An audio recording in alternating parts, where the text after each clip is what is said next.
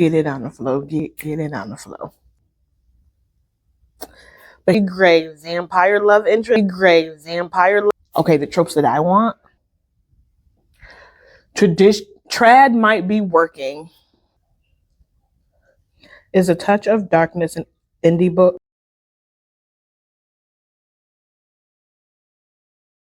Let's talk about a moment when you finished a book that you can't stop thinking about the brooding love interest. But then you question, was it the plot that captivated me, or was it just him, like the character? But here's the twist. Many of these addictive reads aren't from big publishing houses. They're from indies.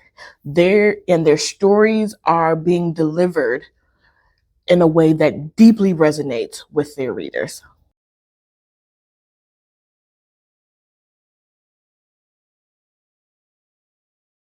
Let's talk about some indie books that hooked me from the first page. We have Zodiac Academy by Caroline Peckham and Susanne Valenti. It's a chaotic, spicy bully romance set in a magical academy. It's messy, addictive, and straight up captivating. Then we have The Serpent and the Wings of the Night by Carissa Broadbent. It's a deadly competition, a fierce heroine, gray vampire love interest. Gray loved it 100%. And then my favorite on the list, Touch of Darkness by Scarlett St. Clair, a modern Hades and Persephone retelling that's both steamy and emotionally resonant. The Bridge Kingdom by Danielle L. Jensen, a warrior princess, political intrigue, and slow burn romance. It's a masterclass in tension. Scarlett St. Clair, y'all, that was my favorite. Why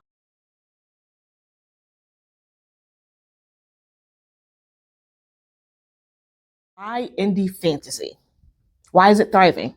Let's go into why indie fantasy isn't just surviving, it's thriving. Like thriving in a way that has traditional publishers side-eyeing book talk, wondering what the hell happened. Indie authors are moving units and moving hearts.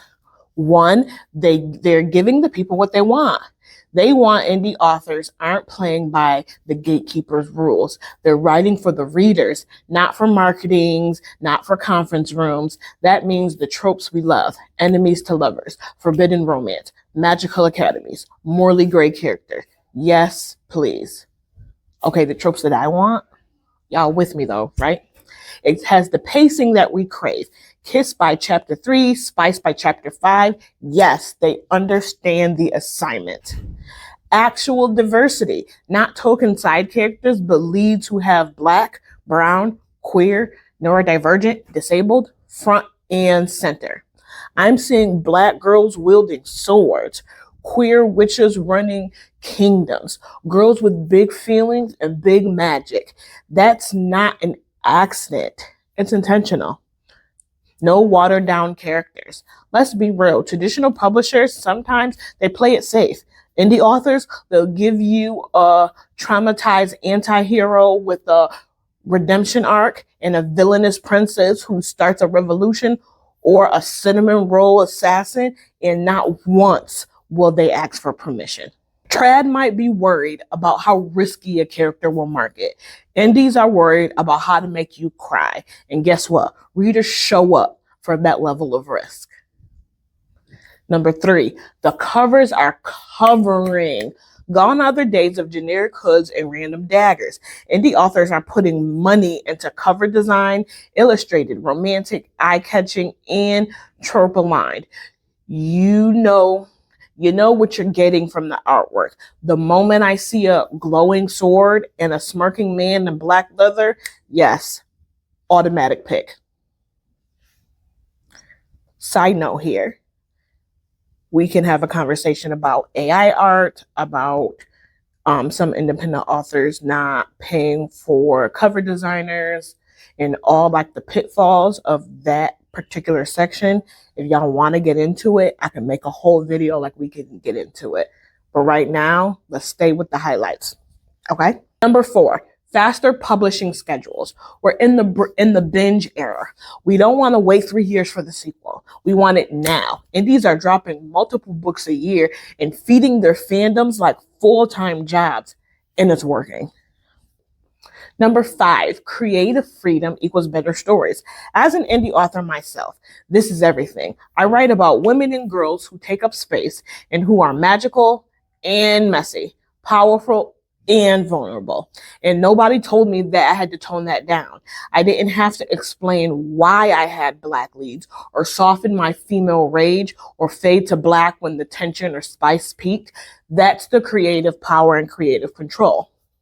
Number 6, book talk plus reader loyalty equals explosive growth. Indie authors are accessible. They're on TikTok, answering comments, doing lives, updating readers on the edits and sneak peeks. That closeness builds fandoms fast.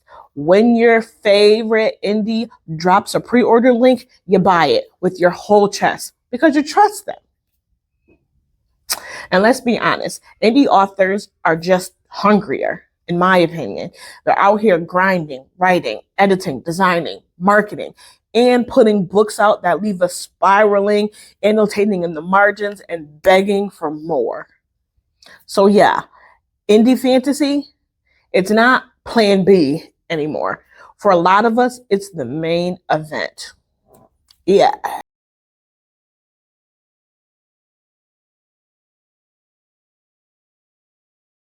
I started my indie publishing journey in 2018. I was writing during state testing. My early editions, let's just say they were a learning experience.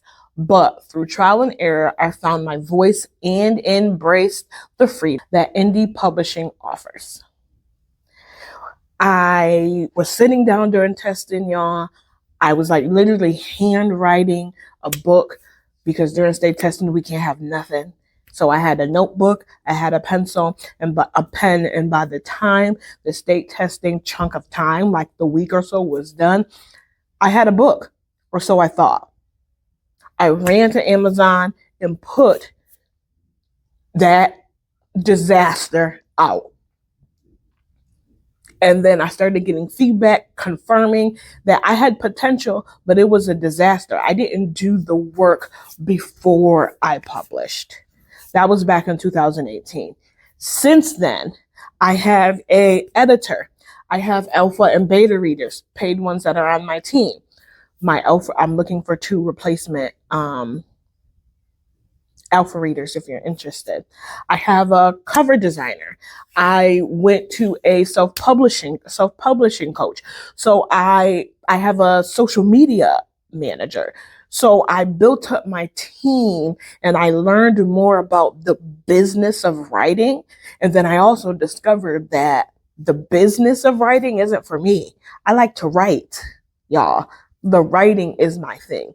So all of the business parts, the majority of the business parts, I have outsourced to a team. Does it cost money? Yes, it costs money. Am I like the most successful? No. Sometimes I'm in the red. Sometimes I'm breaking even. Sometimes I have profit. It all depends on the month and it depends on what's going on. However, I get to focus on the part of it that I love, which is the writing part. The growth that I've made from putting out that trash in 2018 to now is exponential.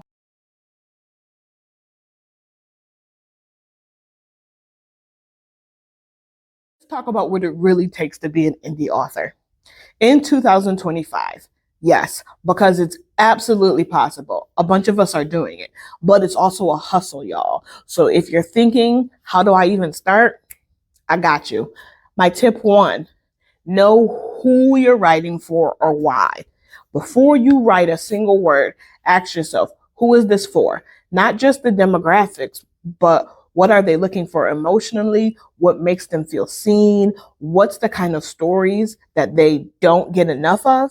Shout out to Monique Menza, my self-publishing coach, who teaches this flawlessly in her classes. You have to market as you write. Think about your audience while you're building your stories and your themes, your tropes, and your characters. Are you there for magical girls with rage issues, soft boys who cry battle, queer, found family vibes, just give it to them. Don't be afraid to make it niche. If you're trying to please everybody, you're not going to please anybody. You got to know your target reader, and that's the work you have to do initially. Tip 2, your dream team. Your book deserves it. I made a lot of mistakes, y'all, a lot of mistakes. I rushed to release. I did too much of it on my own. I skipped a lot of stuff. And let's be honest, like I said, that for those first editions were trash. But every time I got better, it was because I brought people into the process.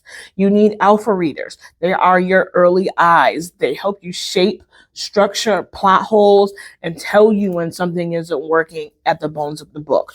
Here, you can also get a developmental editor. Then you need your betas. They are your story surgeons. They focus on pacing, character arcs, and emotional impact and consistency.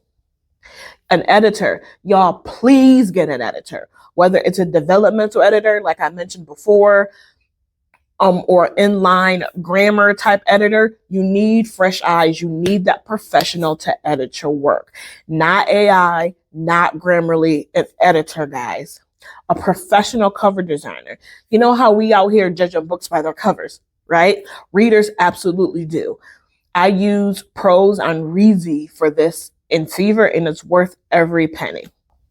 For Cheyenne, I get my cover designer for that genre is off of Fever, and for Reezy, my cover designer for Ashley, my cover designer for that author is off of Reezy. You need a formatter. If you're publishing an ebook, a print book, a hardcover, whatever, you want the layout to be clean. I personally use Reezy for formatting. It keeps things looking crisp and professional without all the tech headache. Invest where it matters.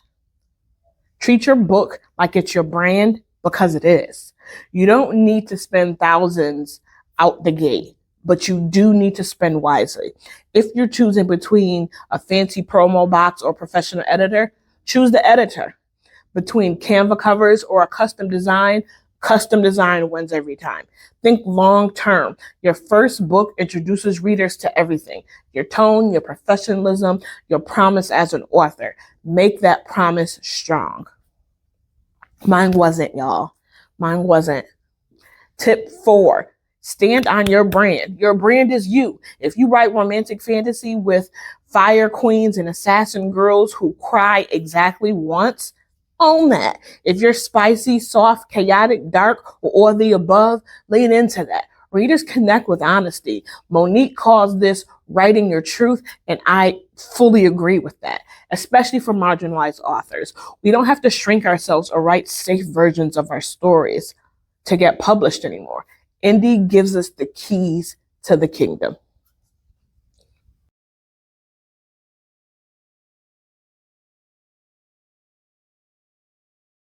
So if you got a burning story in your chest and you're tired of waiting for permission, this is your sign. Start. Build your team, trust your gut, and know your audience is out there. Sometimes a book captivates you with this plot. Other time, it's the allure of a complex character.